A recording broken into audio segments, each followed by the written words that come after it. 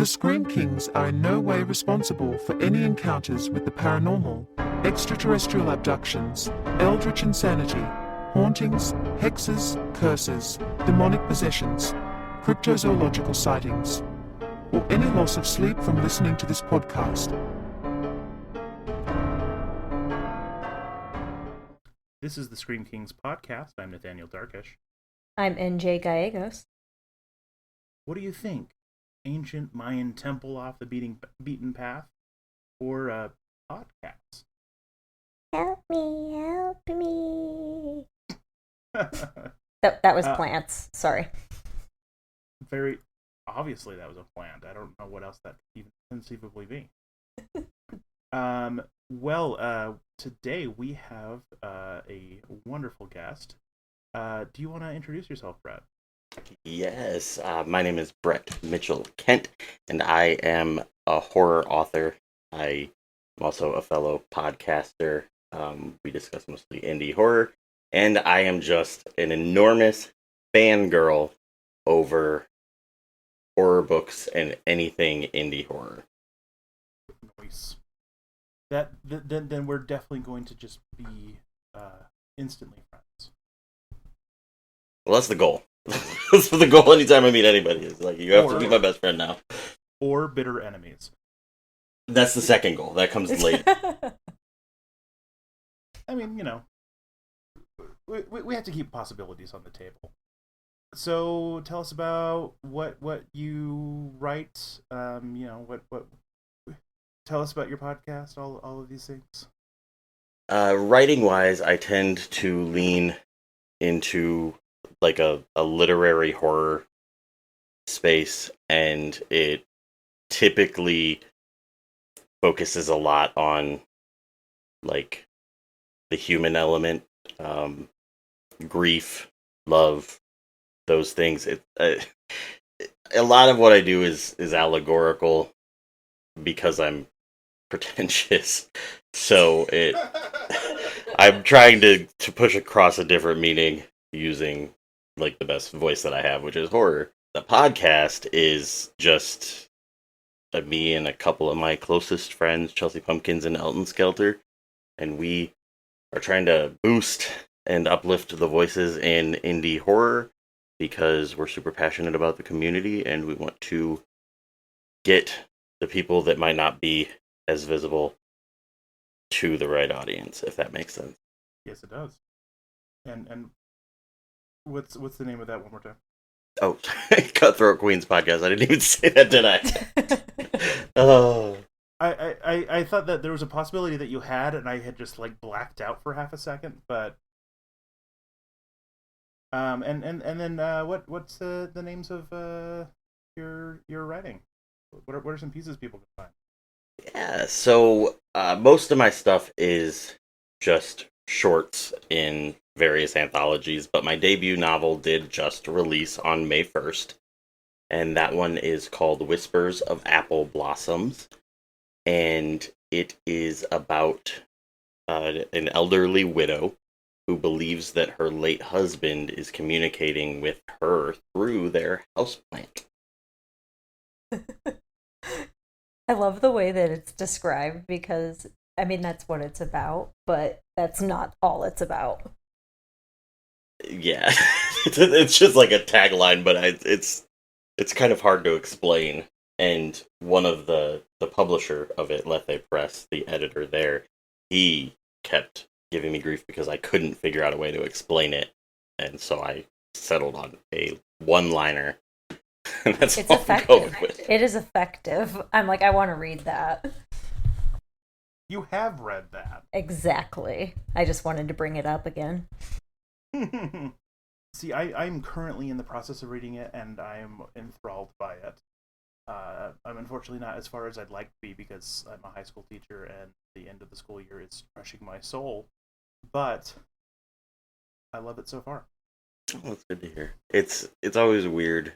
You probably know this, that like when people are like complimenting or in any fashion, it's so like hard to respond to. I don't know ever what to say. And it's weird because if you ever talk to me, I will talk myself up in every other facet.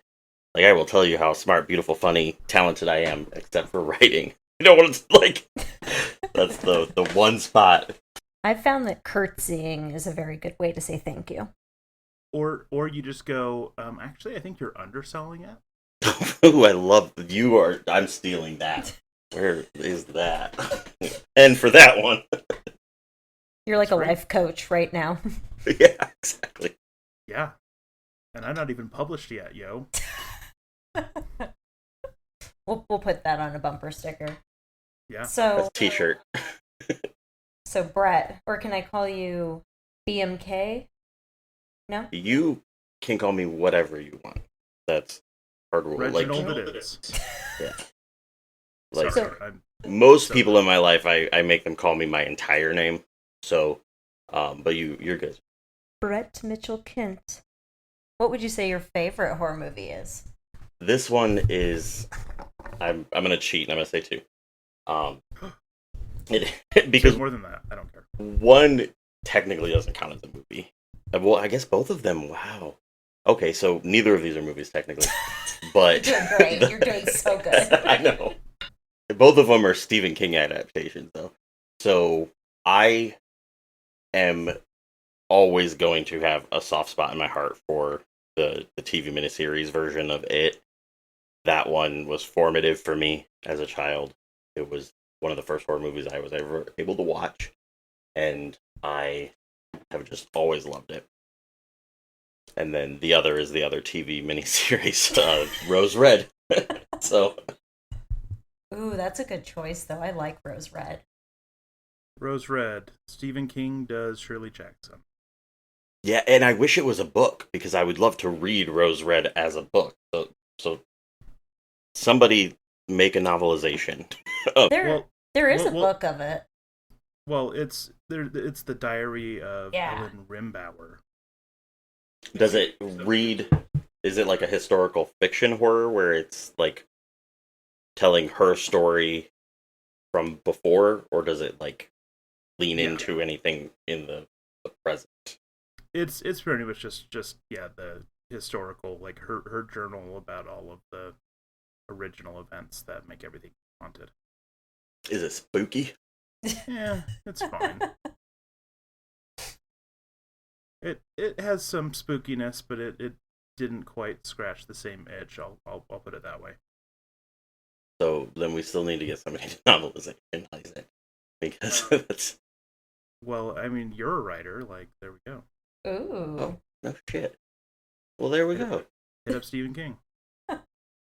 Yeah, he doesn't return my calls ever. He says I Ours have to be either. 200 feet away from him. It's like weird. I know it's finds you in your trash can one time, and then it's weird. But they did do a novelization of Cabin in the Woods that I just read recently, Really? and it was fantastic. Yeah. Interesting. Gonna have to look that up later. Shifting gears a little bit, what is your favorite in terms of like most scary? Wait, you guys aren't going to tell me your favorite horror movies? I mean, we can. I need to know this information. Should we say it in unison? Let's say it in unison. Okay. One. One, two, 3. Alien. Alien. So the answer is no, you can't say it in unison. But Alien is wonderful. Yes. We're both deeply obsessed. Are you obsessed with just like all sci-fi horror type things, or just like is that one specific for you? Alien just does it for me. It has everything. You have your strong woman empowerment character, the cat that is safe. Gratuitous gore. I think a face hugger and a xenomorph's the creepiest alien monster, movie monster. I don't know. It's just perfect. You're not wrong. Yeah, it just really doesn't get better. I mean, like, there's a lot of really great sci-fi horror out there, but like Aliens, and The Thing are just the god tier of that, and really nothing else is even quite approaching them. So the Kurt Russell, The Thing, or Obviously. the one with the girl from Sky High? I mean, You know what? I actually like that one, but the Kurt Russell The Thing is perfection. Yeah, they Because they I love did a I very love good me one. some puppetry in movies, and they had like 700 puppeteers. Well, okay, 200 puppeteers doing crap on that. Really?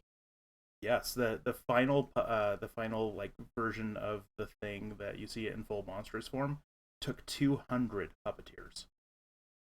Hmm. So this is off subject. I apologize, but have you heard of the? It's a solo board game called Final Girl. Yes. So that's an obsession that I have. I love it. I have all of them, but the newest one that's coming up has xenomorphs, and they just did a thing in this last season. So How do you play this game? Like, what is it? it's a it's a so you have a main core set, and it's a solo game, and you're a final girl, and you're trying to save as many people as you can while escaping and defeating the bad guy. So there's like 15 different like maps, right? That are all considered feature films, which are based off of like horror movie tropes and final girl tropes. And Ooh. you use your core mechanics, and you can like mix and match the different. I mean, there's a lot. So I will happily send you everything I have on this to explain it, because it's something I'm very obsessed with. Um, Yeah, see, I love horror board games, but I've actually never played this one because I, for some reason, can never find the original core set, and they all rely on it, and it freaking drives me up a wall. Every board game store near me has expansions, but not the core set. So, anyway. Let me see if I can send you a link to somewhere that might. He's like, I got a guy. Don't worry. We're actually interviewing the creator of it on ours soon, but it's an obsession of mine, and I also love horror board games, so we can take this offline. I got told that in a meeting today, that we'll just take this offline, and we didn't. I didn't get my answer on that, but They lied. Yes, we will definitely continue down the vein of horror board games after the episode. I'm not great at staying on track. We aren't either, so this episode will be whatever it is. Yeah. It's fine. Oh, sorry. Am I allowed to cuss on here? Oh yeah. Okay, good. But sorry, my scariest horror movie. I know it's stupid, but is it The Conjuring 2, where the old man is in the rocking chair? Yeah. And I find that so creepy. Not just the old man on the rocking chair, but just the whole thing of it, that he's just not even trying to pretend like he's not there. You know what? Like you're acting, like that's gonna be like a really lame take, but no, like I think that movie is actually like very scary at especially those moments. I feel like a lot of the stuff with the nun is kind of old hat now, and the crooked man part was a little silly, but the old man ghost, oh yeah, no, he really delivers the goods. And it's crazy because he's not even the main baddie. And he's the only scary part. Yeah, the crooked man was nonsense. Yeah, the last good Conjuring movie, Conjuring 2. Yeah, that for the hype that they have, they are going down instead of up in greatness. The what is the other one? Is it Inception? Not Inception. Insidious. Yes, Insidious. I love those ones too, but they're not necessarily scary, except for when they go into the further. That's kind of creepy. What about you? What are your favorite or scariest? That's so hard, right? Like, I mean, the kind of like most memorably like scariest experience for me was probably, I don't know. I've got like two that come to mind, right? Like, one was seeing Hereditary in theaters on opening day, knowing nothing about it other than just like one really vague teaser trailer. Because I know I was scared because I started gripping the armrests of the chair, not realizing that I was doing that. About 20 minutes in, and then by the end of the movie, I had really bad cramps in my hands. So yeah, that one got to me. That happened to me one time in a theater movie, and I was begging my husband to like, let's leave this damn movie. I can't handle it. It was 40 meters down. That it scared me so bad. I cannot watch that movie. Ooh. Have you seen it? No, that kind of stuff creeps me out. The one I would say is probably my scariest is The Strangers. Like, I cannot watch that movie again. Like, I want to because I know they have others out, but the idea that your like inner sanctuary is being invaded just because you were home, like, ugh, like leave me alone.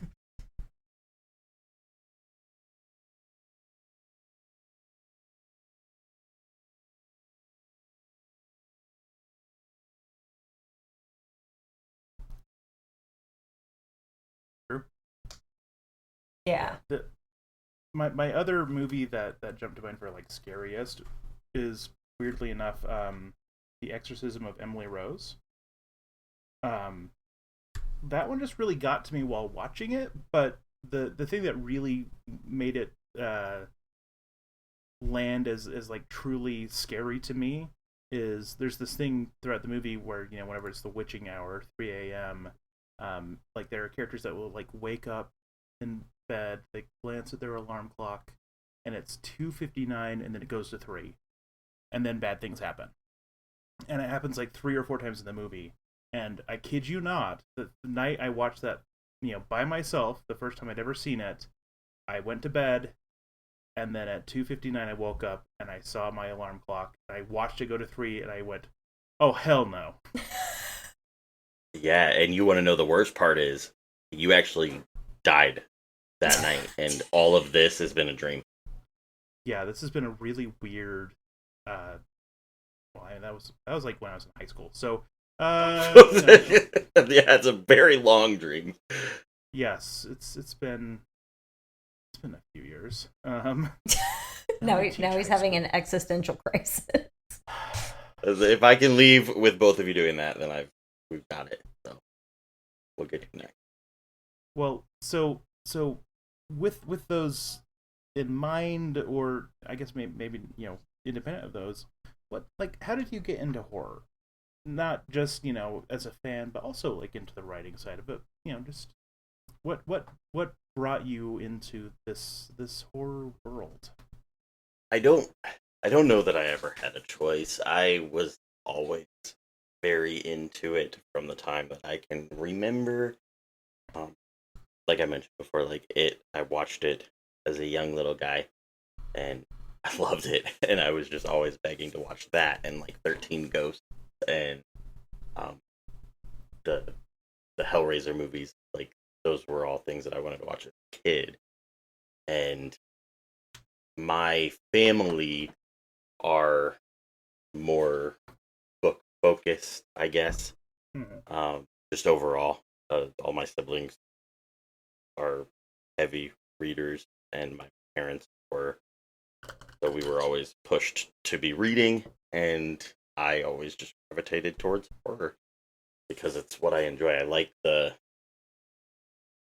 raw emotion of it, and I like indiscriminate killing so much. Might But also, never be in a dark alley with you. well, you wouldn't know if I was there. Um, Well played. Well played. the other piece of horror is that while a lot of horror does tend to lean into like misogyny in a real way, I think that early horror also leaned into the idea that women are strong, they're capable. Like the final girl trope came from that struggle, you know? And I was raised by strong women. My favorite people are my sisters. So I've always liked being able to see, you know, in movies what I experience in real life, which is my badass sisters killing killers. Man, My- lots of killing in your family. Wow. Well, we all have to have our hobbies. It's a family hobby. Family that slays together. That would look great on like a needlepoint. Right. I love it. Okay, well, let's get into the movie that you picked for us to pair with your book. That is not anywhere near as good as your book. I'll just say it now. That's true. Well, thank you. Oh, but it sounds like you're underselling it as well. No, like, I tried. I'll do better next time. But yeah, the ruins with. So this is. I do need to preface this with the fact that nothing that I say in this is in any way a diss on Jena Malone. She means a lot to me, and I would never do that. But this isn't my favorite of her. The source material.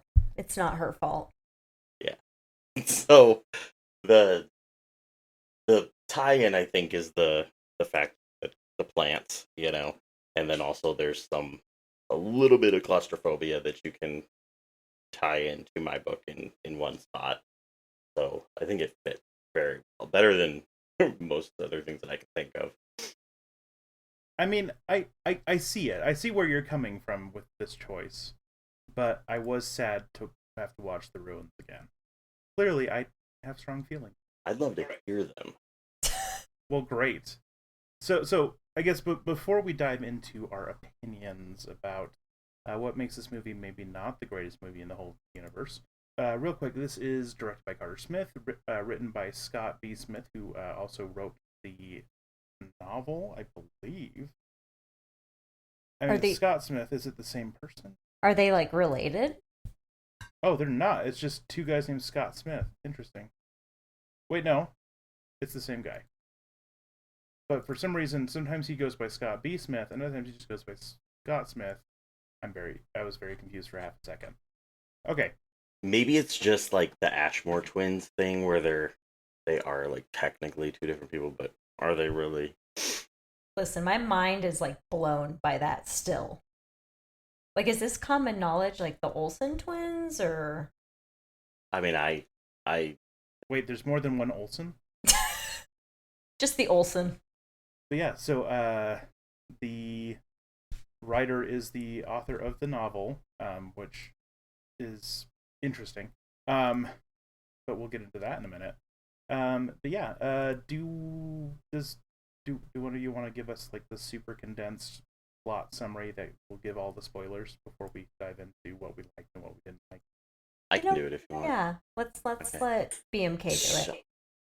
So, what had happened was there was this group of friends, okay, and one of them is going away to be a surgeon, and so Jena Malone, who's his girlfriend, kisses this other guy, and because of that kiss, they go to these ruins. I don't know if that part's true, but how I connected it.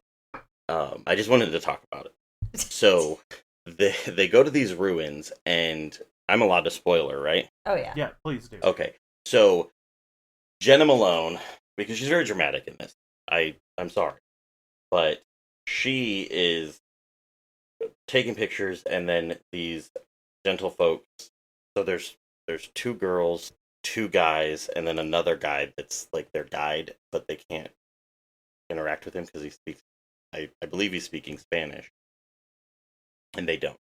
So I think he's Greek, actually. Oh, is it Greek? Okay, but then they're okay because Mayan. So then Mayans come out of this forest hollering, and they're like, no, freaking out. But Jena Malone is like, I want to take pictures. So she snaps a picture. They freak out. Then the guide like runs up to take her camera. He steps in these plants, and they're like, nope, boom, dead.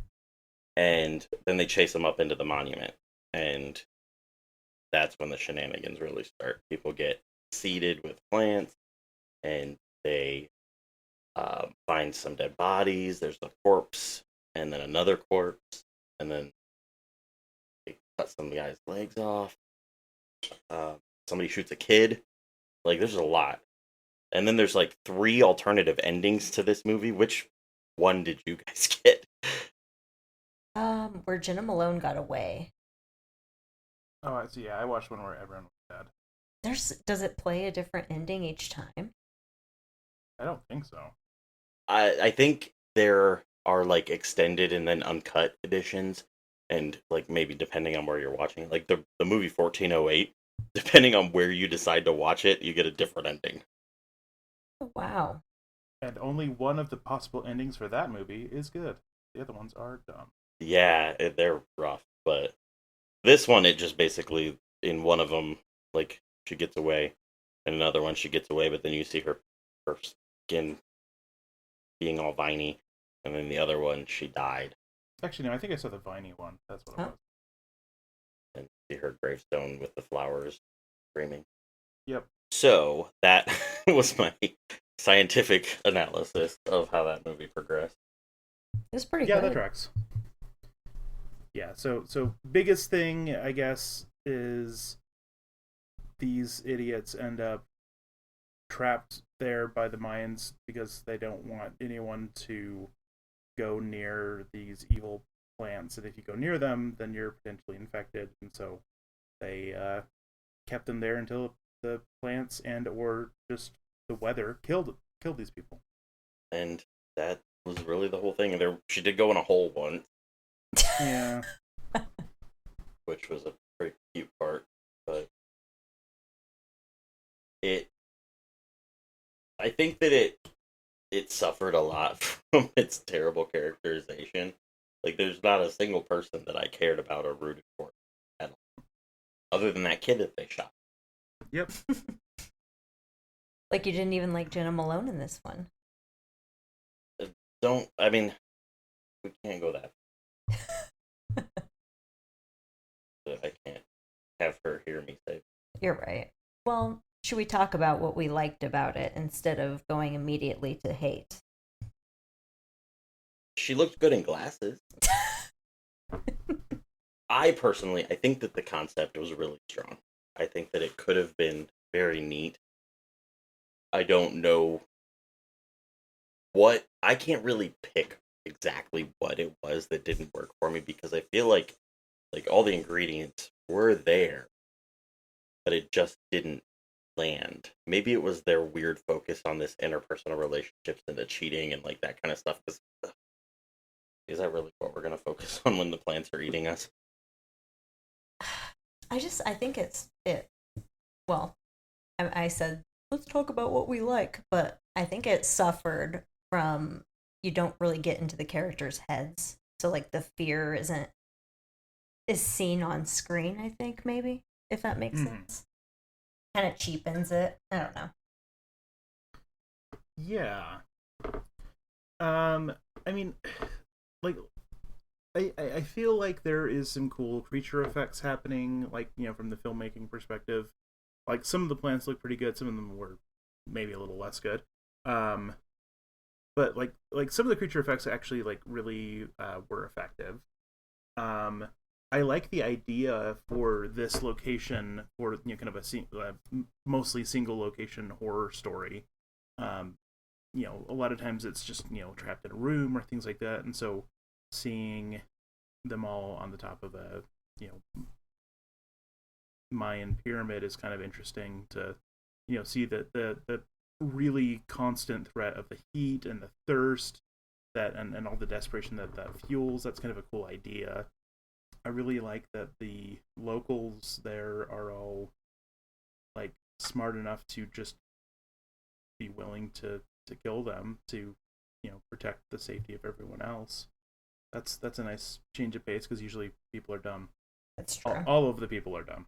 Yeah, not just the main people. Yeah. But I did feel that the main cast was very incapable. The decisions that they made were odd. Mm-hmm. Very odd. The locals, yeah, they really leaned into their role in this and keeping people away from those damn plants. I mean, they could just build like a big fence around it, but we didn't do that, so we're just gonna kill everybody. I thought this movie did a good job with all of the body horror. Like when they realized that plants are growing underneath their skin and moving and whatnot. I found that to be very just unnerving. Like it made my skin crawl. And then when she's starting to cut on herself, oh my god! And like the way you could just like feel it being pulled out of you. Ugh. But it has like that. I almost feel like it would be like a relief, like when you're like relieving a pressure, like pulling the vines out of you would be I agree. Like it's like a popping your sensory. neck or something. Like it's like bam. It would be good for like 2 seconds. Um, and then whenever they cut off Mateus's legs, like it was like, okay, did you have to, like that was a bit much. And they didn't really show a lot either. It was just the sound and the effects and everything. Oof. Yeah, that part. I was watching with my 11-year-old, and she was covering her eyes with one hand and then trying to like cover both of her ears with her other arm, and you didn't want to see it. But Which was another dumb frickin' idea. Like, let's cut his legs off. Like, no. But we'll get to that later. Clearly, this guy is not going to finish med school. I don't think so. they should have just given him something, honestly, because he wasn't going home. You know. See, one of the other things I liked quite a bit about the movie was the reveal that the plants were making that cell phone noise the whole time, because it's just like the entire goals that you've been working towards when you've been trapped on this temple are just shot. Like all of this stuff that's happened, bam, all the hope is gone. I loved it. Hard agree. Yes, I think that is very, very unexpected. It was probably the most unexpected piece of the entire movie. Agreed. I forgot that was one of the things that happened, so I was like, oh man. But I had also had a couple beers and I was on a boat all day, so Rub it in. What? Yeah. Unrelated to that, you just wanted to brag about. Yeah. You know, Just talk about the your boating boat. adventure. like I don't want to brag, guys, but we were boating and we saw a heron and then like 6 turtles on the same log. So I love turtles, but I find large birds, they creep my whole shit out. I don't enjoy them. I literally just made a TikTok about it. So it's just, how did you feel about Big Bird as a child? I said what I said. There you go. Sesame Street. That's the best horror movie. Wait, you guys believe in birds? Have you ever seen a sandhill crane skulking through a field in the mist? It's like War of the Worlds. Skulking. They're awful. They're these skeletal. I'm sorry, I can't even do this right now. Nobody ever agrees with me on this, but they're gonna kill you one day. See, I haven't seen them skulking in the mist. I have seen them prancing in the mist, but that was a little different. So I don't think that those were sandhill cranes. Those are probably just a bunch of drag queens out in the mist. I mean, fair. Doing their little dancing. So the thing I forgot to say is that I live in like rural Indiana, so we have fields everywhere. Let's see. I've seen the cranes when they visit the Great Salt Lake. Which lake do you live by? The Great Salt Lake in Utah. Oh, I thought you were talking about like the Great Lake. No. The really big one in Utah that's gross and salty. I'm Googling that. This is a good day for me. Why is it salty? Has no outlets. Man, we are on the tangent train today, but that's just because we don't want to talk about the ruins. That's my bad. That's all right. Let's talk okay. about what I'll we fix this in hate. post. Well, these characters are all kind of just the worst. Why is it that like every movie that is kind of set in a vacation, especially horror vacation stuff, it's just a bunch of horny morons? Like every single horror movie about like friends on vacation are all just the biggest nimrods on the planet. Yes, like even if you think of like the stupid ones, like House of Wax is the same way, and technically, I mean Cabin in the Woods, but they were drunk. But that's a good question. Like, And why? yeah, all of the Hostel movies and House of a Thousand Corpses and everything else. Like, it's always just like they have two attributes, and it's dumb and also horny. Which it's not smart because then the audience doesn't root for the characters. So like when they die, it's like whatever. Yeah, you're like, oh, good, thank heaven, you're off the screen. Right. I'm trying to think of like an exception to it, but like even Evil Dead, the same. I mean, at least Ash is like entertainingly dumb and horny. Mm-hmm. He has at least some charisma, but they're almost always like non-charismatic too. Yeah, I cannot think of a single movie that fits this genre that doesn't have that exact like. Nobody's doing it without that trope. Yeah. Tourist Trap, even like it's been for a long time. Damn, we just discovered what they're doing wrong. That is just running straight at that trope at high speeds. I want to hear NJ's thoughts on what makes Jeff just the worst, almost doctor. Just, you know, as a medical professional yourself, tell us your thoughts on this man who is allegedly going to be a doctor soon. So the way I interpreted this was he had just graduated college, right? So he hasn't even gotten into medical school, correct? I think he is in medical school. Is he? Like how far is he? I assume not very far, because he is, again, the biggest idiot. Yeah. I interpreted it similarly that he like was almost at medical school. Right, like hadn't gotten there yet. Because I mentioned that he was traveling. He has going far away from school. Okay, before you start medical school, you have no idea what's going on. Even like when you haven't done clinical rotations, which are like your third and fourth years, like you still have no idea what's going on. So like I wouldn't trust these people to be making these medical decisions. And I don't know, he just says dumb stuff. Like there was one part that he said, well, he'll get septicemia, and that's a disease, that an infection that settles in the bones. It's like, oh my god, no, it's not. Can you stop it? Like it's just nitpicky little things. Ugh, it just drives me nuts. And they listen to him. He also said that the guy, his nerves are severed below the waist. But that's clearly not the case because he's in a lot of pain. Right. So he's. Ugh. Like, you don't think you would check that? Like, you wouldn't just, like, jab him in the foot and be like, did you feel that? Like, he's like, nah, he can't feel anything.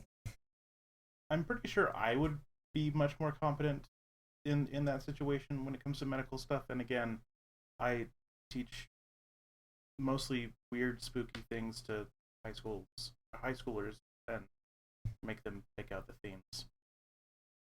Right. Yeah, like, Jeff has no common sense either, which is not good. So, tell us what you think should have happened to the little fella that's missing bottom parts of his leg. Like, what would be the right situation, just in case any of us end up in this? Okay, you're asking what I would do. Like, I know I'm not getting off of this Mayan temple thing. We're all gonna die. Oh, so you're just giving up? Yes. Because that's valid. Like, yes, we can do yes. that. Because I mean, like, I don't think that I'm gonna figure out a way to get off of this thing. Like, there's so many like skeletons and things everywhere. Let's just go out on a good note. Call it a day. Yeah, maybe just let yourself die quickly instead of die slowly in the heat. Right. Just run at the people with the guns. Take you out. Exactly. That's what I would advise, but your mileage may vary. There is one option.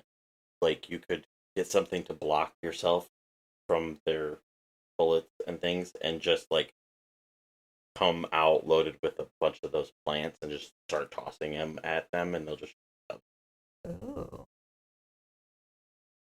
True. But, you know, then you're touching the plant. So I feel like they were very rashy plants. Like I feel like I need hydrocortisone cream when I look at so them. that I actually thought that at the part because there's no way I would be touching those things. And Jena Malone is like just wallowing in them in the beginning. After they took her camera, she's just like, "Oh, I'm rolling around in this weird ivy." What? No. Sorry, I know that she didn't mean it. Sorry, Jena Malone. She was just being very convincing at this of this dumb character. Yeah, she definitely played that character well. Because like her in Sucker Punch. Let's talk about these plants too. One, I don't understand how they would talk or make noises. That confuses me. I can't think of any rational biological way that could even conceivably happen. Two, plants usually, spread their seeds through wind and bugs and stuff. Is that not happening at all? How is it that these plants are this localized? That's so valid. If they're going to take over the world, they would have already done it. I figured they had to like touch whatever they were going to infest, and then the locals like salted the earth and they like guard the area. So I figured they just contained it that way. I don't know. There's way too many plants in that general vicinity for me to feel confident about that. A bird can land, and what is there someone watching it and sniping every single bird? Yeah, but they've learned like through the years. It's like almost like passed down knowledge. Okay, yeah, like the genetic imprint thing. Yeah, like we don't go land on this area because you'll die. I mean, and I get that conceptually, except that these plants want to propagate, and so if they can make cell phone noises, they can throw their seeds somewhere. Yeah, like they seem to be weirdly intelligent. One, so yeah, like they could probably come up with other ways to spread their seeds, and also by the point that animals and everything else in that area has learned stuff, it would have spread. Like, there's no stopping that. It's a plant. It's like trying to stop kudzu. Fair. I'm just saying, I don't think Scott Smith knows jack crap about medicine or plants or good characterization. Oh. It's odd that they do a lot of times see a disconnect when the novelist also writes the screenplay. Mm-hmm. Just because I kind of feel that there's not that unique perspective taking a look at it to, make the tweaks to make it interesting again. Because not all books are going to make good movies. So sometimes we have to fiddle with them a little. Yeah, exactly. Like, adaptation is not translation. It needs to have things that make it work cinematically, and I feel like this one kind of falls flat even in adapting the novel, which does have, I think, a little bit more tension and stuff like that. But even then, like, the novel really didn't do it for me. I kept seeing it on like all of these like best of horror lists of like, oh, it's like one of the best horror novels of the early 2000s, and I read it and I'm like, oh, okay, I don't know why this is talked up so much. Probably because they were going to make a movie. But like recent lists, people are just like, oh my gosh, this thing is so good. Yeah. You know who I think should remake this is Blumhouse. I think they could do a good job with it. They do some weird shit. Or maybe Jordan Peele. Mm. I mean, yeah, I could see them doing better with it, but even then, I don't know. I just don't know if the story's good enough to warrant taking another stab at it. Hey, you said what you said. That I do agree though, because I'm trying to think of like what could you change to make it more relevant, but there's so many glaring plot holes that you both have just like stabbed through it that it's how, because that plant would definitely figure out a way to propagate. Mm-hmm. It's not like it's just been like trapped in there because it's there. Yeah, like for this to emerge as a new species well then, like, yeah, like you could find a way to be like, hey, we made this plant using, I don't know, GMO processes. We did it using CRISPR or something. Editing its genetics, and oops, it's real scary and bad. That might work better, but then you lose like the setting. It's not the ruins anymore. It's the secret, Monsanto lab. Yeah, I didn't find it scary at all, so that kind of killed it for me. But there were a couple of points where there might have been a jump scare. Yeah, like that sinking feeling of the plant making the cell phone noise is a great moment. That's probably the closest thing to like a real scare that this offers. Yeah. But besides that, it just feels like a weirdly trashy movie that doesn't want to commit fully to the trashiness either. Like this could be a funner, just like really dumb B movie if it just like leaned into the dumbness, but instead it like took itself a little bit too seriously, considering how dumb these plot holes are. And like the plants didn't even use the language of flower, Right? so missed opportunity there. Lame. Well, how many screams would you give it, Nathaniel? 3. Mm. It has some good throaty moments, but as a whole, it's just not doing it. How about you? I'm going to be a little kinder and say a 4. Because the part where you realize the plant is making the noise, the cell phone noise, I thought that was great. I think the body horror is good. They throw some claustrophobia in there, and it's an entertaining enough story. So, I'll give it a 4. Okay. Brett. I agree. I think it's a 3. Generous 3, like scare wise. I think it's a 3. But you did talk me into bumping my score for the next. Oh. Interesting. Well, yeah, let's talk about crowns then. I'll start us off. I also am giving this a 3. I really just don't enjoy watching this movie. I also gave it a 3. I did have a 2, but then when you mentioned the cell phone part, I thought that was neat, and they did do a good job of body horror when she was digging into her skin and pull them out, and especially when she was down in the hole. Ugh. Yeah. Very claustrophobic. See, I'm giving it a 4. It's not objectively a great movie, but I mean, I'll probably think about it later. Once. I think the only time I'll think about it is if somebody talks or asks, like, hey, what did you talk about on that podcast? That'll be fair. See, I just think that it's a shame that we're talking about this now, because that quote that you just gave, NJ, would go so nice on a poster. I mean, I'll probably think about it again once, maybe. Right. You guys are full of like t-shirt quote, launch a line. Like I haven't already. Wait, check out our merch shop. Yes. In which I make ridiculous unhinged merch. I mean, I did make a shirt, for example, that has the like fly icon of Beelzebub, and it says Beelzebub is my Beelzebud. For example. Oh, I love the Poe one. Check out our merch. Pretty much the only one that sells most consistently is just the ridiculous one I did for the Harga commune from Midsummer. So. Oh yeah. They like that movie ended up being so much more popular than I expected it.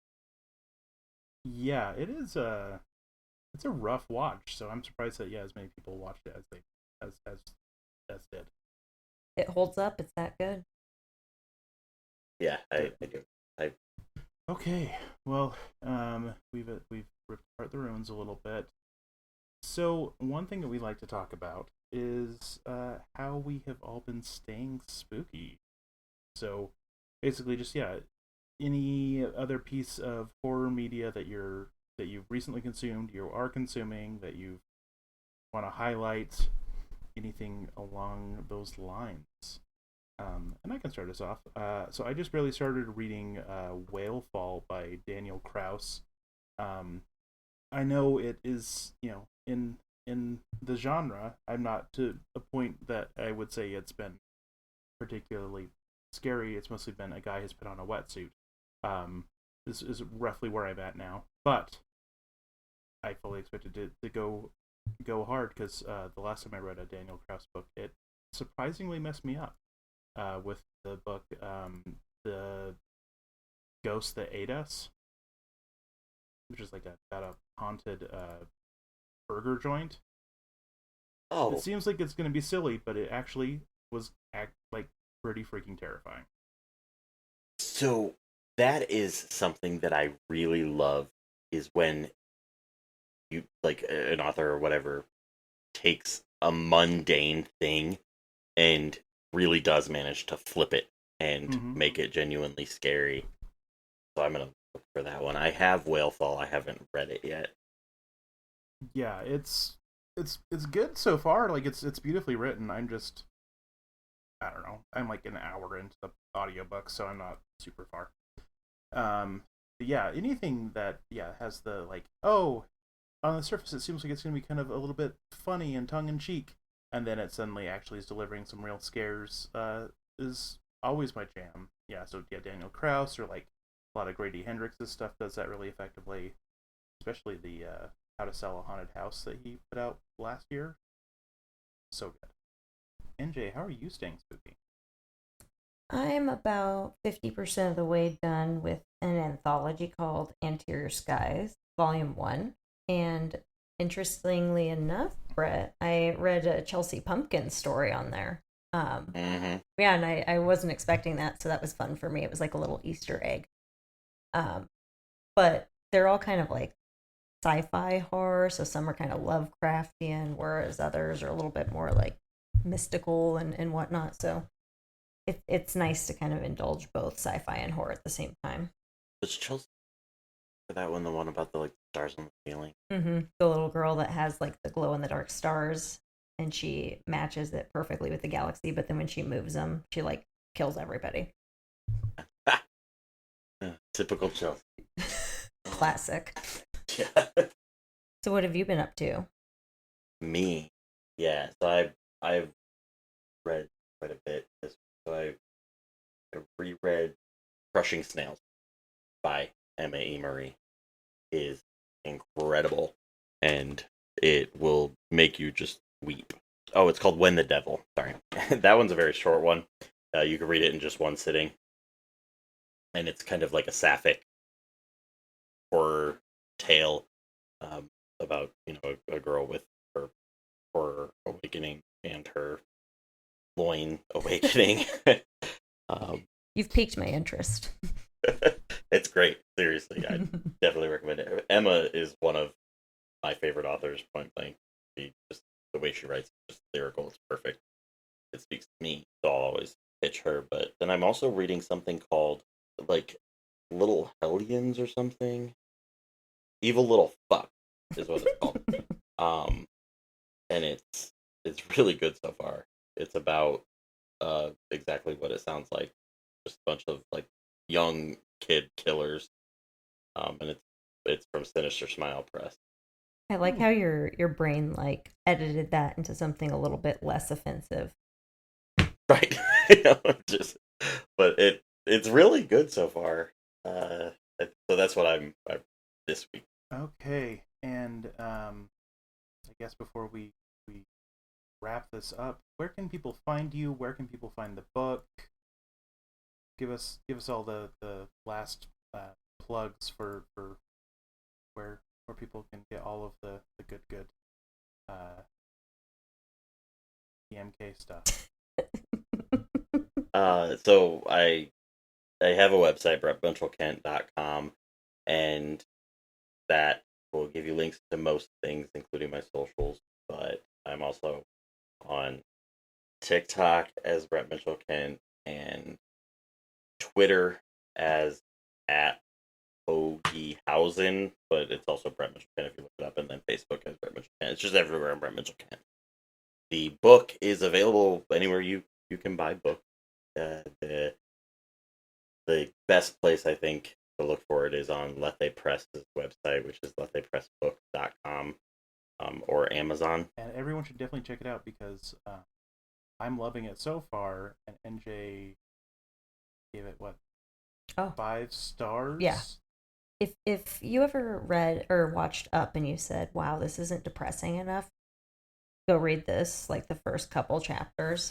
It broke my heart and then frightened me. That's the best combination of things. Yeah. Okay. Well, I guess without further ado, everyone, stay spooky. Stay spooky.